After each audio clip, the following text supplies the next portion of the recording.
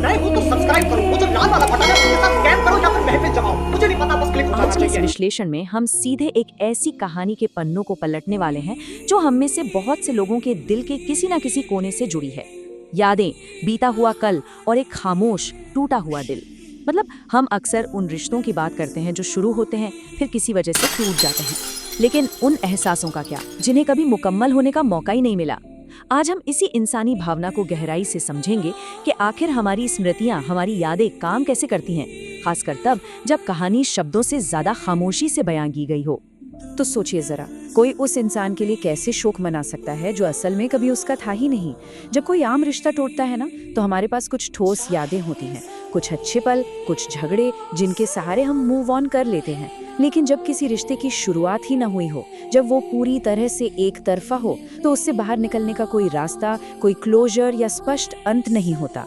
ये एक ऐसा विरोधाभास है, एक ऐसी उलझन है जो सच में दिमाग को सुन्न कर देती है। मतलब जो चीज हकीकत में कभी थी ही नहीं, उसका नुकसान इतना भारी कैसे लग सकता है। अधूरे प्यार के शोक की।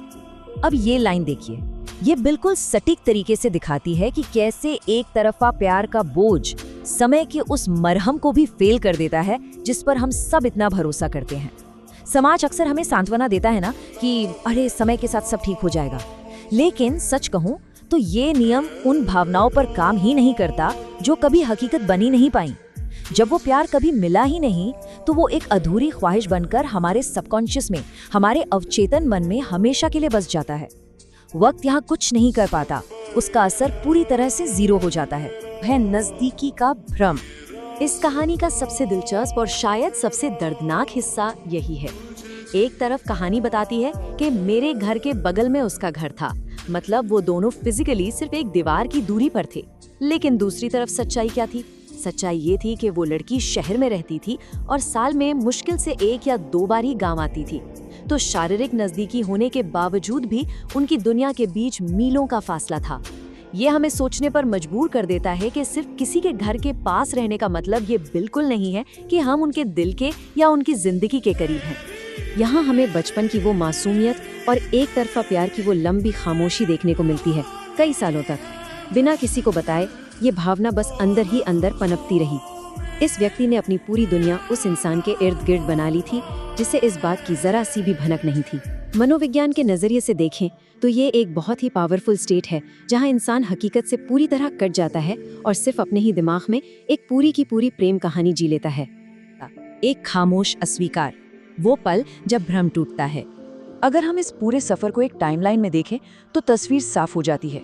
बचपन के उस लंबे खामोश दौर से लेकर उस दिन तक जब सच सामने आया, फिर 1 साल बाद की वो छोटी सी उम्मीद जगाने वाली मुलाकात और अंत में उसका हमेशा के लिए चले जाना। अब देख रहे हैं सालों का वो भारी भरकम इमोशनल इन्वेस्टमेंट असल जिंदगी की सिर्फ कुछ ही मुलाकातों में कांच की तरह टूटकर बिखर गया। ये ढांचा हमें दिखाता है कि कैसे सालों की खामोशी का अंत इतनी जल्दी और इतनी बेदर्दी से हो सकता है। ये वो दिन था जिसने सब कुछ पलट कर रख दिया।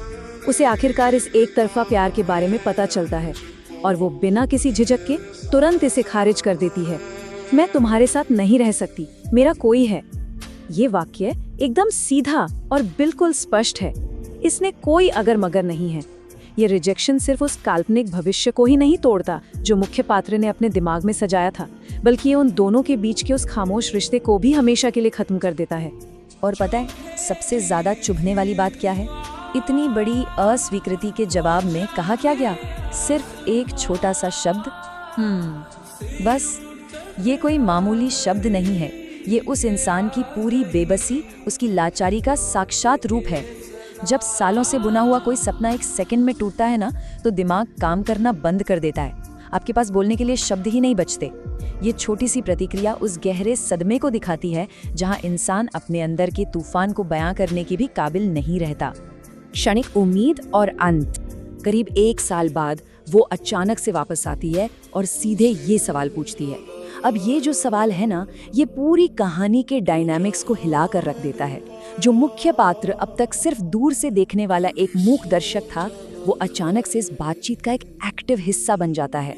उसे सामने से एक विकल्प, एक ऑप्शन दिया जाता है। और सच कहूँ तो यही वो क्षणिक उम्मीद की किरण होती है जो किसी भी एक तरफा रिश्ते में सबसे ज्यादा खतरनाक साबित होती है, क्योंकि ये आपको वापस उसी भ्रम में खींच लेती है जहां से आप इतनी मुश्किल से बाहर निकलने की कोशिश कर रहे थे। लेकिन फिर उम्मीद का वो छोटा सा बुलबुला भी फूट जाता है। मेरे पास टाइम नहीं है, मुझे पढ़ना है, और इसी बहाने के साथ वो हमेशा के लिए चली जाती है। बातचीत का एकदम अचानक से अंत हो गया, लेकिन ध्यान देने वाली बात यह है कि यहाँ बातचीत खत्म हुई है, एहसास नहीं। ये जो अधूरापन है ना, ये दूसरे इंसान को बिना किसी स्पष्ट जवाब या क्लोजर के बस बीच हवा में लटका हुआ छोड़ देता है। और अब बचता है सिर्फ एक ठहरा हुआ, बेहद उदास कर देने वाला यथार्थ।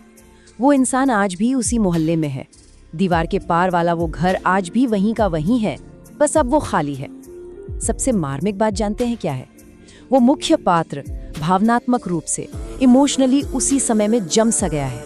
उसे छोड़कर नहीं जाया गया, बल्कि उसे कभी अपना बनाए बिना ही बस यूं ही अकेला छोड़ दिया गया। ये ठहराव हमें ये एहसास कराता है कि लोग हमारी जिंदगी से चले तो जाते हैं, लेकिन हम उसी जगह पर, उसी पल में अटके रह जाते हैं। किस्मत की विडंबना। किस्मत से पूछा गया ये पहला सवाल सच में अंदर तक झकझोर देता है। ये हमें सोचने पर मजबूर करता है कि हम उन चीज़ों से या उन लोगों से इतना गहरा लगाव क्यों पाल लेते हैं जिन्हें हम कभी पा ही नहीं सकते। इंसानी मनोविज्ञान का ये बहुत ही उलझा हुआ पहलू है। हम हमेशा इस बात का मतलब ढूंढने की कोशिश करते हैं कि भाई, अगर किसी चीज़ का हमारे भविष्य में कोई वजूद ही नहीं था तो वो हमारी जिंदगी का इतना अहम हिस्सा बनी ही क्यों। और फिर आता है ये दूसरा और शायद सबसे बड़ा सवाल। ये नियति की विडंबना और उसकी क्रूरता को बेनकाब करता है।